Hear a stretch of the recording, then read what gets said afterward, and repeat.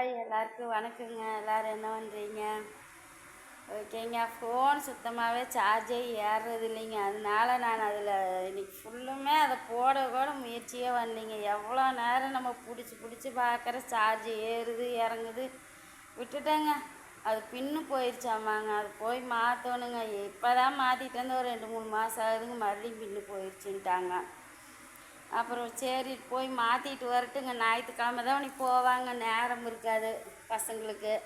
பாப்பங்களை கொடுக்க சொல்லிடுவோம், நாளைக்கு ஞாயிற்றுக்கிழமை போய் வாங்கிக்கலாங்க. அதான் சரி உங்கள் அப்பா ஓன்னு இருந்ததுங்க. இப்போ தான் கிடச்சிது. மணி எவ்வளவு 12 போகுதுங்க. தூக்கம் வருது. சரி ஒரு வீடியோ எடுத்து வச்சிட்டோம்னு வைங்க, காலையில் எழுந்திரிச்சு உங்கள் அப்பா கிளம்புறக்குள்ளே நம்ம அப்லோட் பண்ணி விட்டுறலாமல்லங்க. ஃபோனும் இல்லை, அப்புறம் என்ன பண்ணுறது? இருக்கிற ஃபோனில் எடுத்து வைக்கணும். காலையில் எழுந்திரிச்சு நம்மளுக்கு பேசிகிட்டு இருக்கிறதுக்கு முடியாதுங்க, லேட் ஆயிரும் பயணத்தாட்டோன்னு. சரிங்க. 2023 என்னால் மறக்கவே முடியாதுங்க. நியூ இயர் அன்னைக்கு எங்கள் குடும்பத்தை சுனாமி மாதிரி புரட்டி போட்ட நாளுங்க அது. இப்போவுமே எனக்கு நியூ இயர் வருதுன்னா பயமாக இருக்குதுங்க. அந்த அன்னைக்கு எந்த வேலையும் செய்யாமல் பேசாமல் வீட்லேயே இருந்துக்கணும்னு தாங்க தோணுது. அங்கே போகலாம் இங்கே போகலாங்கிற ஆசையே வரலிங்க.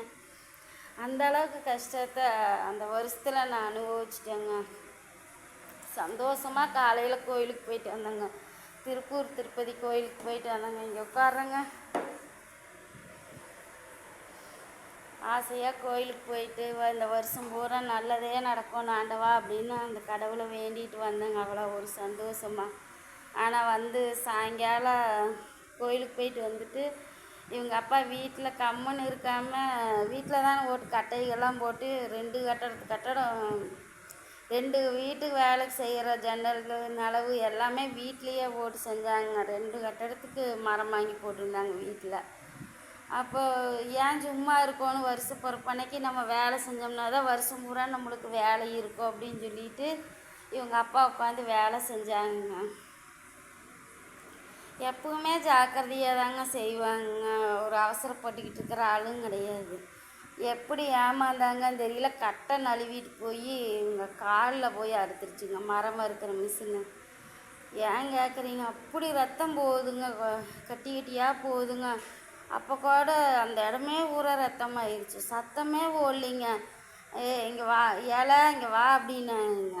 இவங்க அப்பா சும்மா எப்போ பார்த்தாலும் வேலை செஞ்சுக்கிட்டு இருக்கும்போது கூப்பிட்டுக்கிட்டே இருப்பாங்களா, அப்படி தான் கூப்பிட்றாங்களாக்குன்னு அசால்ட்டாக நான் சாப்பிட்டுட்டு இருந்தேன். போய் பார்க்குறேங்க, அவ்வளோ ரத்தம் போகுது. ஒரு கத்தவும் இல்லை, ஒன்றும் இல்லைங்க. அப்புறம் போய் பார்த்துட்டு இவங்க அப்பாவே எந்திரிச்சு போகிறாங்க. எந்திரிக்காதீங்க, கம்முன்னு உட்காருங்க அப்படின்னா, இருளா ரத்தம் பூரா கால் ஊற ஒழுகி கிடக்குது அப்படின்னு சொல்லி கழுவுறாங்க. அந்த சலதாரியில் அத்தனை ரத்தங்க. என்னால் முடியலைங்க உண்மையாலுமே.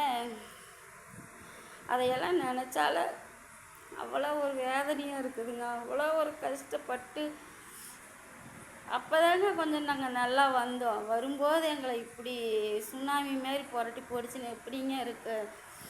அப்புறம் அவங்க அப்பா வாசப்படியில் இங்கே முன்னாடி வாசப்படியில் உட்காந்துக்கிட்டு மறுபடியும் ரத்தம் போகுதுல, கழுவு வந்துக்கிட்டே இருக்குது ரத்தம் அப்படின்னு சொல்லிட்டு நான் அங்கே துணி துவைச்சி காய போட்டிருந்தேன் பாருங்க. அந்த சட்டை துணி தான் கை கிடச்சதை எடுத்துகிட்டு வந்து சட்டையை போட்டு சுற்றுற, சட்டை ஊரா ரத்தமாயிடுச்சு.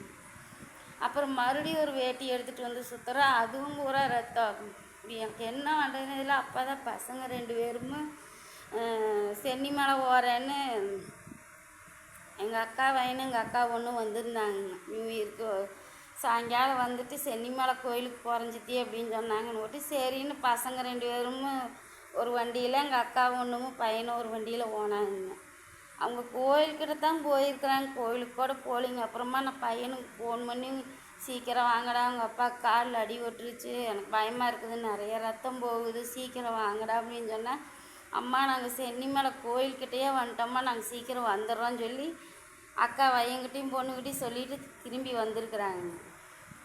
அப்புறம் எங்கள் கொழுந்திய வீட்டுக்காருக்கு நான் ஃபோன் பண்ணி இந்த மாதிரி ரத்தம் போகுது, எனக்கு பயமாக இருக்குது அப்படின்னு சொன்ன முடிய எங்கள் கொழுந்திய வீட்டுக்கார ஆட்டோ கூட்டிகிட்டு வந்தாங்க. அப்போவே ஆஸ்பத்திரி கூட்டிகிட்டு போய் பார்த்தா, அப்புறம் அங்கே நரம்பு இரும்பெல்லாம் அறுத்துருக்குதுங்க, இது தையல் போட்டாலாம் சரியாகாது, இது ஆப்ரேஷன் தான் பண்ணோன்னு, நீங்கள் ஈரோடு கூட்டிகிட்டு போங்க அப்படின்னு சொல்லி எங்கள் ஊர் வேலுச்சாமி டாக்டருங்க.